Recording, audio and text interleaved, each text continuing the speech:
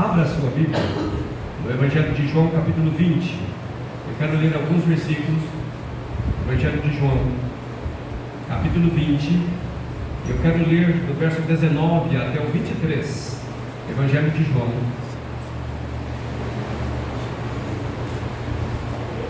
capítulo 20, 19 a 23. Amém? Diz assim: ao cair da tarde daquele dia, o primeiro da semana, trancadas as portas da casa onde estavam os discípulos, com medo dos judeus, veio Jesus, pôs-se no meio e disse-lhes: paz seja convosco. E dizendo isto, lhes mostrou as mãos e o lado. Alegraram-se, portanto, os discípulos ao verem o Senhor.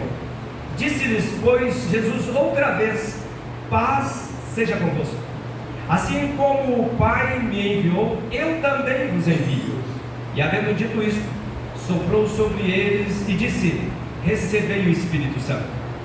Se alguns perdoar seus pecados, são-lhes perdoados. Se os retiverdes, são retidos. Feche os seus olhos. Deus, nós lemos a Tua palavra, e há poder na Tua palavra. Eu sei, Deus, que está calor, eu sei que o barulho está incomodando, mas eu sei que o Teu Espírito é suficientemente poderoso para que em meio a tudo isso possa ministrar no coração uma palavra de poder, uma palavra de paz, uma palavra de esperança, uma palavra de ressurreição. Que nesta noite, Deus, o Teu Espírito Santo possa vir ao encontro de cada vida, de forma individual. O Teu Espírito Santo possa falar nos corações, possa quebrar barreiras, possa perdoar pecados, possa trazer, convencer o coração do pecado, possa gerar arrependimento e possa trazer salvação. Senhor, este é o momento que o Senhor nos proporciona. Nós já Te louvamos, nós já fomos abençoados, já fomos edificados, mas fala ainda conosco através da Tua palavra e na continuidade desse culto. Nós oramos com ações de graças em nome de Jesus, que é o Senhor da vida.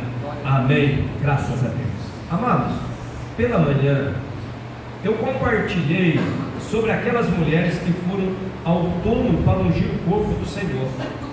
Aquelas mulheres, antes da ressurreição, elas estavam indo para ungir o templo, mas carregadas de apreensões. Aquelas mulheres estavam também cheias de dúvidas. Será que Jesus ressuscitou? Será que Jesus vai ressuscitar? Mas tinha ainda uma razão maior. No andar até o túmulo, elas começaram a se perguntar: quem nos removerá a pedra que está à porta do sepulcro? E diz o texto que quando elas chegaram lá, a pedra havia sido removida. A maior dificuldade para ver Jesus na vida daquelas mulheres era a pedra. Elas foram lá com um propósito, mas havia uma barreira, a pedra. E falei de manhã que a maior barreira para a gente ver Jesus, a pedra enorme que nos atrapalha, que impede, chama-se pecado.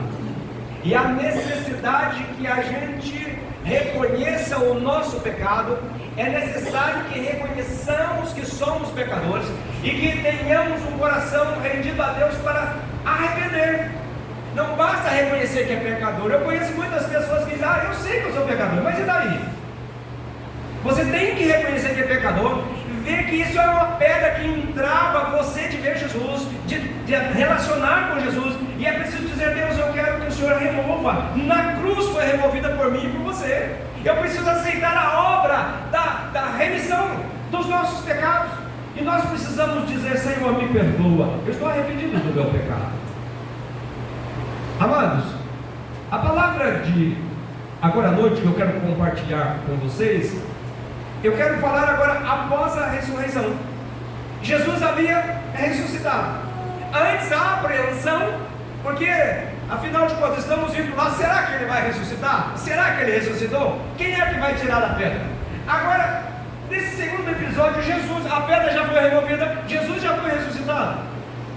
Mas não saiu o medo das pessoas, não saiu a insegurança das pessoas. Algo precisava ainda acontecer na vida dos discípulos. Algo precisava acontecer na vida dos discípulos. E eu gostaria de compartilhar com vocês uma palavra da circunstância. O título que eu dei é o seguinte: um encontro que mudou o medo em missão. Aqueles homens estavam carregados de medo. O texto, se você tiver com a tua Bíblia aberta, você vai poder ver isso. Após a ressurreição, agora não mais dúvidas sobre Cristo ressuscitou ou não, mas agora eles são apossados de um medo. Tipo, e agora? Jesus ressuscitou, e agora o que vai acontecer com a gente? Eles conviveram com Jesus, viram quais foram as consequências de seguir Jesus, e viram o que aconteceu com o líder Jesus. Ele morreu na cruz. Bom, agora Jesus ressuscita, e a vida continua para eles agora cheia de medos, cheia de apreensão. Jesus ressuscitou, mas o medo ficou localizado. Eu queria que você olhasse para o verso 19. Olha como que diz o verso: ao cair da tarde daquele dia, o primeiro da semana, trancadas as portas da casa onde estavam os discípulos, com medo dos judeus. Ou seja, eles estavam escondidos numa casa, provavelmente na casa de um dos discípulos. E veja, eles estavam ali se sentindo talvez oprimidos pela vivência daquele momento. E veja, era um medo externo primeiro, ou seja, os sinédrio estavam prontos para matar. Então havia um medo externo. Eles mataram Jesus, o nosso líder, e nós que professamos Jesus como nosso Senhor também poderemos ser mortos. E essa era uma das razões com que eles estavam fechados, enclausurados. Mas havia também um medo interno, essa insegurança interna. Como é que nós vamos nos proceder? Como é que nós vamos viver a partir de então? Então eu queria que você observasse, esse medo interno era a ausência de fé. Aqueles homens estavam frágeis na fé. E o verso 20 vai dizer também que Jesus apareceu no meio deles. E olha, interessante esse aspecto, porque Jesus chega no lugar onde eles estavam. Diz o texto que se pôs no meio deles e disse para eles: a paz esteja com vocês. Se vocês observarem, esse verso, ele vai revelar essa presença de Jesus junto com os discípulos, que a paz esteja com vocês. Eles estavam trancafiados com medo, e eles estavam presos, amarrados, sem iniciativas, sem expectativa. O que a gente vai fazer? E neste momento de angústia, de medo, diz o texto que Jesus apareceu ali. Se você reparar, a casa estava trancada, fechada. Jesus não bateu na porta, Jesus adentrou onde eles estavam. O sobrenatural aconteceu naquele momento de profunda angústia, naquele momento de profundo medo. Jesus se põe no meio deles e se põe para dizer a eles que a paz esteja com vocês. É uma expressão maravilhosa para a gente pensar que a presença de Jesus no ambiente onde há medo, onde não há expectativa, onde não há esperança, vem para trazer paz. Mas Deus tinha um plano na ressurreição, e nada poderia impedir com que o plano dele acontecesse. Nós cantamos aqui: nada poderia impedir que o plano de Deus fosse concretizado na vida de Jesus.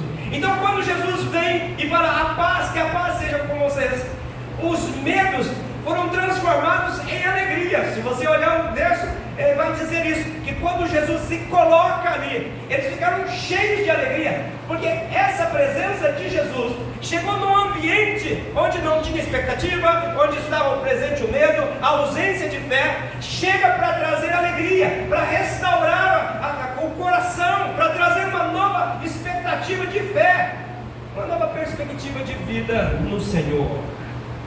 Os medos foram transformados em alegria e fé. Jesus lhes mostrou então as mãos, o lado, e lhes disse pela segunda vez: que a paz esteja com vocês. Essa paz que Jesus está falando é a paz que Jesus falou anteriormente no Evangelho de João, dizendo o seguinte: deixo-vos a paz, a minha paz vos dou, não vou lá dou como o mundo dá. Ou seja, Jesus estava querendo dizer que a paz que ele dava não era a ausência da perseguição, não era a ausência de perigos, não era a ausência da morte. A paz era possível por causa da presença dele. Que a paz esteja sobre vocês, e aquilo gerou alegria, aquilo trouxe esperança. Essa paz o mundo não pode dar. O mundo pode dar uma paz passageira, pode dar a paz de alguns momentos, pode dar alegria por realizações,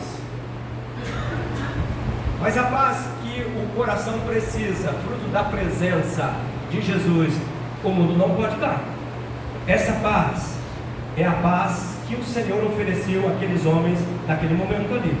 A parte B do verso 21, se você estiver com a Bíblia aberta, Jesus disse-lhes, pois, outra vez: paz seja convosco. Assim como o Pai me enviou, eu também vos envio. É interessante essa expressão, porque diz: assim como o Pai me enviou. Deus é Deus missionário.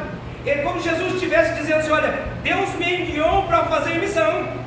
Mas se Ele me enviou para fazer missão, eu vim, morri para vencer as barreiras, para te trazer poder, para que você também possa fazer missão. Esse é o propósito da ressurreição. Ele diz: como o Pai me enviou, assim como Ele me enviou, eu também envio você. Eu queria que a gente pensasse um pouco nisso, porque essa é a mensagem da ressurreição: transformar nossos medos em alegria, é transformar as nossas inseguranças em convicção, tirar a nossa fé, substituir isso, tirar de nós os medos, substituir por fé, e fazer de nós vidas missionárias. O desejo de Deus com a ressurreição, ou com a presença de Jesus naquele momento, foi estancar o medo e colocar neles poder, para que eles pudessem fazer missão. Assim como o Pai me enviou, eu também envio vocês ao mundo. Vocês também são enviados. Se nós atentarmos para o Evangelho de Mateus, capítulo 28, Jesus dirige-se aos discípulos e vai dizer o seguinte: todo o poder me foi dado no céu e na terra. Portanto, ide, fazei discípulos de todas as nações, batizando-os em nome do Pai, do Filho, do Espírito Santo, ensinando-os a guardar todas as coisas que vos tenho ordenado. E eis que estou convosco todos os dias até a consumação do século. Ou seja, Jesus, ao enviar os discípulos, Ele garante que a presença dEle estará com eles. Eu estou enviando vocês, mas não vou deixar vocês sozinhos. Vocês não vão fazer a obra sozinhos. Eu vou estar com vocês, vocês devem ir, mas eu vou com vocês. E eis que estou convosco. Ele não fala assim: olha, eu vou estar. Ele diz: eu já estou presente com vocês. A minha presença traz alegria, traz poder, traz convicção, traz comprometimento com a obra de Deus. É interessante que ao mesmo tempo que ele diz que em Mateus 28 que a presença estaria, aqui no Evangelho de João afirma que Jesus soprou sobre eles o Espírito Santo e disse: recebam o Espírito Santo. Novamente ele está dizendo que eu estou enviando vocês, mas o meu Espírito vai estar com vocês. Ele vai dar poder para vocês, Ele vai capacitar a vida de vocês. Vocês não vão fazer missão sozinhos, vocês não vão fazer missão no nome de vocês, mas você vai ter alguém que vai te orientar, vai te capacitar, vai te dar poder. Soprou sobre eles o Espírito Santo. Eles receberam poder, assim como diz lá em Atos 1:8, dizendo o seguinte: descerá, ao descer sobre vós o Espírito Santo, vocês receberão poder e serão minhas testemunhas. O que eu gostaria que nós pensássemos é que a ressurreição tem o objetivo de quebrar barreiras, de redimir o homem, de trazer perdão para o homem, de restaurar o coração do homem, tirar dele o medo e colocar alegria, tirar dele a incredulidade para colocar fé. E isso só pode acontecer mediante a presença do Espírito Santo. esse é o papel do Espírito Santo: nos convencer do pecado, do juízo e da justiça, nos fazer reconhecer que somos pecadores e que nós precisamos, ao reconhecer, confessar, arrepender dos nossos pecados, admitir que nós precisamos de um Salvador, e Jesus veio para fazer isso, para redimir as nossas vidas, para nos resgatar. Por isso que Paulo, escrevendo aos Colossenses, diz que Ele nos transportou do império das trevas, e Ele nos resgatou do império das trevas e nos transportou para o reino do seu amor. O que Deus, através da ressurreição, quis fazer é essa remissão, essa restauração, esse resgate das nossas vidas. O verso 23 diz o seguinte: Jesus comunica o seu poder de perdoar a igreja, para que pudesse regenerar o homem. Veja o verso 23: se de alguns perdoardes os pecados, são-lhes perdoados; se os retiverdes, serão também retidos. Ou seja, Jesus não estava simplesmente falando que o homem tem poder de perdoar pecado como Deus, mas tem poder no Espírito Santo de liberar perdão para o seu irmão e de receber perdão do irmão. Era o Espírito Santo que capacitaria nessa restauração das pessoas, para que pudesse então as mágoas, os ressentimentos pudessem ser quebrados, o ódio pudesse ser desfeito, para que pudesse então esse homem poder perdoar. Eu quero concluir esta palavra pensando com vocês o seguinte: eu não sei como que você entrou neste lugar, eu não sei quais são os medos, eu não sei quais são as suas inseguranças, eu não sei quais são as suas expectativas diante da ressurreição de Cristo, mas eu quero afirmar para você: Jesus ressuscitou, Ele está à destra do Pai, Deus o fez Senhor em Cristo, Ele está entronizado acima dos querubins, revestido de glória, coroado, de onde Ele vai voltar para buscar a igreja do Senhor. Eu e você teremos que comparecer ante o tribunal de Cristo. Eu e você não temos condições, recursos para enfrentar este momento. Eu e você, a Bíblia diz que todo joelho se dobrará e toda língua confessará que Jesus Cristo é Senhor. Uns vão confessar Jesus como Senhor e serão afastados de Deus, irão para a perdição eterna, e outros confessarão Jesus e entrarão para a glória eterna. Mas todos nós, eu e você, precisamos de Jesus, o Cristo redivivo, para nos perdoar, para nos resgatar, como nosso advogado, poder nos apresentar a Deus como vidas resgatadas, lavadas no sangue precioso dele. Mas Jesus quer transformar nossos medos em alegria. Jesus quer tirar de nós a ausência de fé e colocar em nós poder. Ele quer colocar em nós poder para fazer missão, a partir da nossa própria casa. Eu quero que você pense nisso. Jesus não chamou você apenas para ser um espectador, chamou você para servir. Quando ele aparece aos discípulos, aqueles homens estão enclausurados, estão fechados numa casa, trancafiados, presos, amarrados, e Jesus chega ali e fala: que a paz esteja com vocês. E aquela presença restaurou aquele ambiente, restaurou aquele lugar, restaurou aquela casa, tirou o medo, trouxe alegria. Agora, com esta alegria, ele diz: olha, assim como eu fui enviado, eu também estou enviando vocês, vocês são enviados. E soprou sobre eles o Espírito Santo e os enviou para dizer: eu estarei contigo. Eu não sei como que está a tua vida, como está a tua casa, mas eu queria convidar você para fechar os seus olhos. Eu gostaria que você pensasse um pouquinho.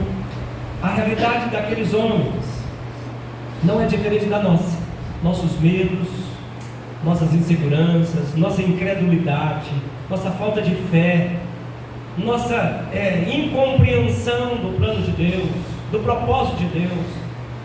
Celebramos a Páscoa, mas nós não vemos mudança em nós. Não tomamos posse de uma vida nova, de uma expectativa nova, de um poder novo vindo do Espírito de Deus. E eu gostaria que nesta noite você pudesse colocar a tua vida diante do Senhor, e que você dissesse para Jesus: Jesus, eu preciso do Senhor, eu preciso do Senhor. O Senhor veio para me resgatar, o Senhor veio para fortalecer a minha fé, o Senhor veio para restaurar a alegria da minha vida, restaurar a alegria da minha casa, curar as doenças do meu lar, tirar do meu coração toda a mágoa, todo o ressentimento, trazer uma paz que o mundo não pode dar. Faça essa oração, faça essa oração. Esse é o poder da ressurreição, trazer libertação para o teu coração. Ele veio para buscar e salvar o perdido. Não importa a condição que você esteja. E eu quero falar para você, se você já tem essa convicção, se você já está vivendo esse tempo de bênção no Espírito de Deus, glorifica, fala: Deus, que coisa boa, eu estava morto em meus delitos e pecados, e o Senhor me alcançou, o Senhor me deu a vida, o Senhor me ressuscitou juntamente com Jesus, e colocou-me nos lugares celestiais, e eu quero te louvar pela bênção do Senhor ter feito isso por mim. Mas se você não tem essa certeza, não tem essa expectativa, tudo que Deus quer é te dar vida, tudo que Deus quer é te dar paz, tudo que Deus quer é transformar o teu lar, a tua casa. Ele quer trazer harmonia, Ele quer trazer alegria para a tua casa, Ele quer trazer alegria para a tua vida.